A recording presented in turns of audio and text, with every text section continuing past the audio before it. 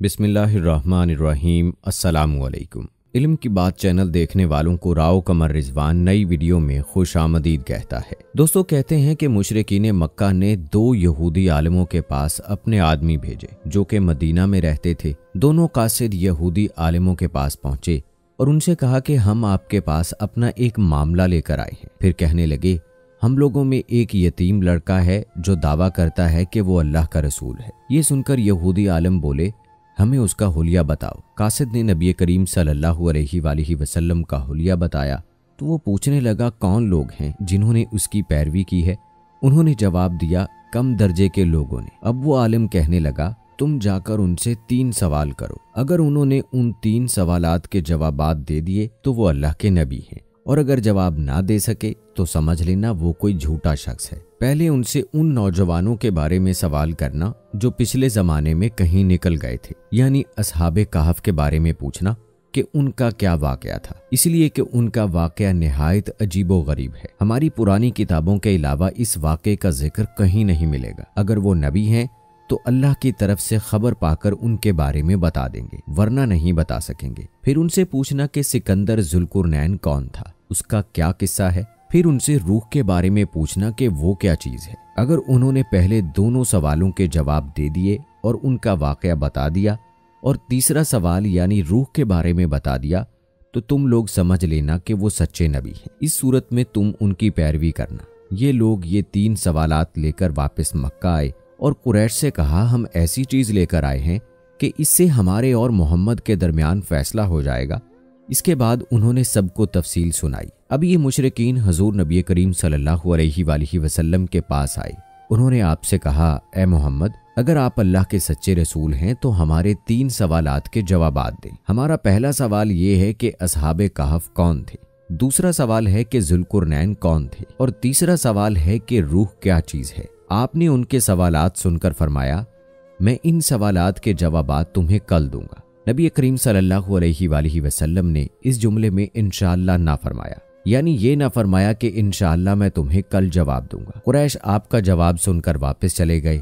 आप सल्लल्लाहु अलैहि वसल्लम वही का इंतजार करने लगे, लेकिन वही ना आई। दूसरे दिन वो लोग आ गए, आप उन्हें कोई जवाब ना दे सके तो वो लोग लगे बातें करने। उन्होंने ये तक कह दिया, मोहम्मद के रब ने उन्हें छोड़ दिया। उन लोगों में अबू लहब की बीवी उम्मे जमील भी थी। उसने भी यही अल्फाज कहे, मैं देखती हूँ कि तुम्हारे मालिक ने तुम्हें छोड़ दिया है और तुमसे नाराज हो गया है। नबी करीम सल्लल्लाहु अलैहि वसल्लम को कुरैश की ये बातें बहुत शाक गुजरी। आप बहुत परेशान और गमगीन हो गए।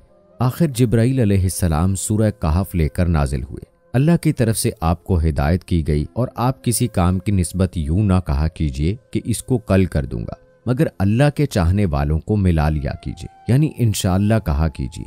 आप भूल जाएं तो अपने रब का जिक्र किया कीजिए और कह दीजिए कि मुझे उम्मीद है मेरा रब मुझे नबूवत की दलील बनने के एतबार से इससे भी नजदीक तर बात बता देगा। सूरह कहफ का मतलब ये था कि जब आप ये कहें कि आइंदा फलां वक्त पर मैं ये काम करूंगा तो उसके साथ इंशाअल्लाह जरूर कहा करें। अगर आप उस वक्त अपनी बात के साथ इंशाअल्लाह मिलाना भूल जाएं और बाद में याद आ जाए तो उस वक्त इंशाअल्लाह कह दिया करें, इसलिए कि भूल जाने के बाद याद आने पर वो इंशाअल्लाह कह देना भी ऐसा ही है जैसे गुफ्तगू के साथ कह देना होता है। इस मौके पर वही में देर इसी बिना पर हुई थी कि आपने इंशाअल्लाह नहीं कहा था। जब जिब्राइल अलैहिस्सलाम सूरह कहफ लेकर आए तो आपने उनसे पूछा था, जिब्राइल, तुम इतनी मुद्दत मेरे पास आने से रुके रहे, इससे तशवीश पैदा होने लगी थी। जवाब में हजरत जिब्राइल अलैहिस्सलाम ने अर्ज किया, हम आपके रब के हुक्म के बगैर न एक जमाने से दूसरे जमाने में दाखिल हो सकते हैं, न एक जगह से दूसरी जगह जा सकते हैं। हम तो सिर्फ उसके हुक्म पर अमल करते हैं।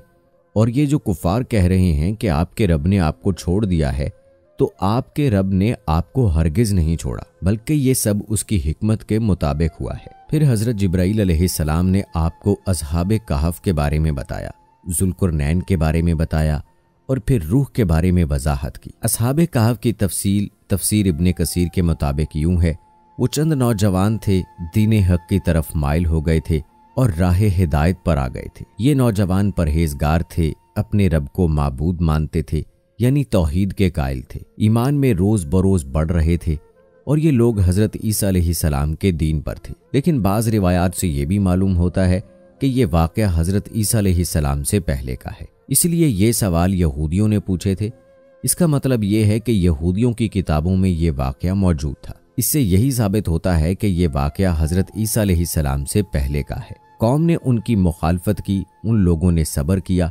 उस ज़माने के बादशाह का नाम दक्यानूस था। वो मुशरिक था, उसने सबको शिर्क पर लगा रखा था भी बहुत जालिम, बुत परस्ती कराता था। वहाँ सालाना मेला लगता था। ये नौजवान अपने माँ बाप के साथ उस मेले में गए। वहाँ उन्होंने बुत परस्ती होते देखी। ये वहाँ से बेजार होकर निकल आए और सब एक दरख्त के नीचे जमा हो गए। इससे पहले ये लोग अलग अलग थे, एक दूसरे को जानते नहीं थे। आपस में बातचीत शुरू हुई तो मालूम हुआ ये सब बुत परस्ती से बेजार होकर मेले से चले आए हैं। अब ये आपस में घुल मिल गए। उन्होंने अल्लाह की इबादत के लिए एक जगह मुकर्रर कर ली। रफ्ता रफ्ता मुशरिक कौम को उनके बारे में पता चल गया। वो उन्हें पकड़कर बादशाह के पास ले गए। बादशाह ने उनसे सवालात किए तो उन्होंने निहायत दलेरी से शिर्क से बरी होने का ऐलान किया। बादशाह और दरबारियों को भी तौहीद की दावत दी।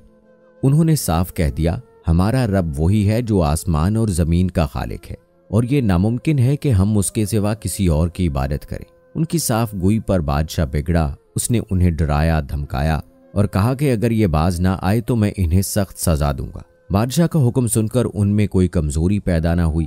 उनके दिल और मजबूत हो गए, लेकिन साथ ही उन्होंने महसूस कर लिया कि यहाँ रहकर वो अपनी दीनदारी पर कायम नहीं रह सकेंगे। इसलिए उन्होंने सब कुछ छोड़कर वहां से निकलने का इरादा कर लिया। जब ये लोग अपने दीन को बचाने के लिए कुर्बानी देने पर तैयार हो गए तो उन पर अल्लाह ताला की रहमत नाजिल हुई। उनसे फरमा दिया गया, जाओ तुम किसी गार में पनाह हासिल करो, तुम पर तुम्हारे रब की रहमत होगी और वो तुम्हारे काम में आसानी और राहत मुहैया फरमाएगा। बस ये लोग मौका पाकर वहां से भाग निकले और एक पहाड़ के गार में छुप गए। कौम ने उन्हें हर तरफ तलाश किया लेकिन वो ना मिले।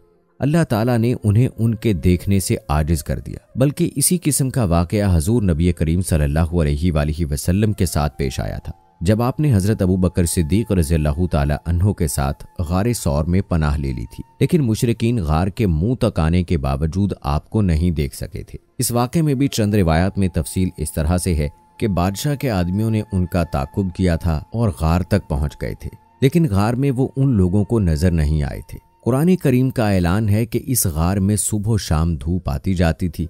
ये गार किस शहर के किस पहाड़ में है यकीनी तौर पर किसी को मालूम नहीं। फिर अल्लाह ताला ने उन पर नींद तारी कर दी। अल्लाह ताला उन्हें करवटें बदलवाते रहे। उनका कुत्ता भी गार में उनके साथ था। अल्लाह ताला ने जिस तरह अपनी कुदरत कामला से उन्हें सुला दिया था, इसी तरह उन्हें जगा दिया। वो 309 साल तक सोते रहे।